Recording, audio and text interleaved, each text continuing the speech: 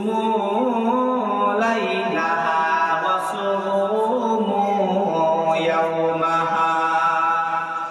ও আমার উম্মতের নর-নারীরা রে, শবে বরাত তোমরা উদযাপন করার রাত্র নয়, এটি হলো ইবাদতের রাত্র।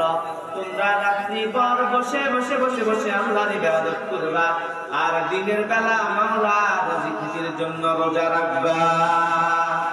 এই শাবান মাসের মধ্যে আল্লাহ রাব্বুল আলামিন স্পেশালি ভাবে নবী মুহাম্মদের উম্মতের জন্য এমন একটি রাত্র দিয়েছেন, যে রাত্রকে হাদিসের পরিভাষায় বলা হয় লাইলাতুন নিসফি মিন শাবান। শাবান মাসের অর্ধ রজনী অর্থাৎ 15তম রজনী, 14তম দিন অতিবাহিত হওয়ার পর যে রাত্র আসে ওটি 15তম রাত্র। ওই রাত্রটার দাম আল্লাহর নিকট অনেক অনেক বেশি।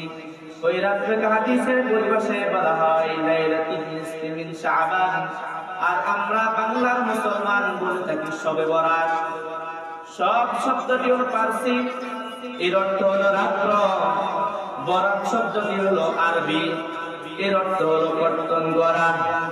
আল্লাহ পাকের নবী জানাইয়া দিলেন, ও উম্মতেরা রে, যদি শবে বরাতে মহান আল্লাহ পাকের রাজামন্দির জন্য ইবাদত বন্দেগী মন খুলে করতে পারো রে, কোন লোক দেখানোর জন্য নয়, আল্লাহ তাআলা তোমাদের সমস্ত গুনাহগুলো কর্তন করে দিবে। এজন্য এটিকে বলা হয় শবে বরাত। এই রাতের আরেকটি নাম হলো লাইলাতুস সাব, অর্থাৎ চেকের রাত।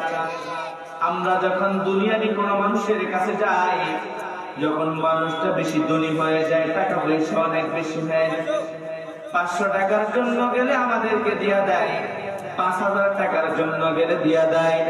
যখন বলি আমার 5 লক্ষ টাকা লাগবে, আমার 5 কোটি টাকা লাগবে, তখন টাকাটা হাতে করে দেয় না, একটা চেক আমাদের হাতের মধ্যে লিখে ধরাইয়া দেয়।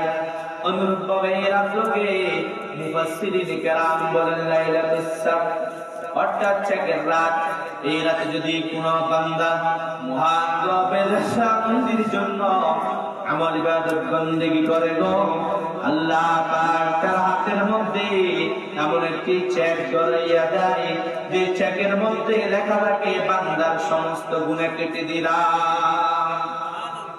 যে চেকের মধ্যে লেখা থাকবে বান্দার একটা বছরের জন্য বান্দা কি খাবে, কি পরিধান করবে, সবগুলো আমি লিখে দিলাম।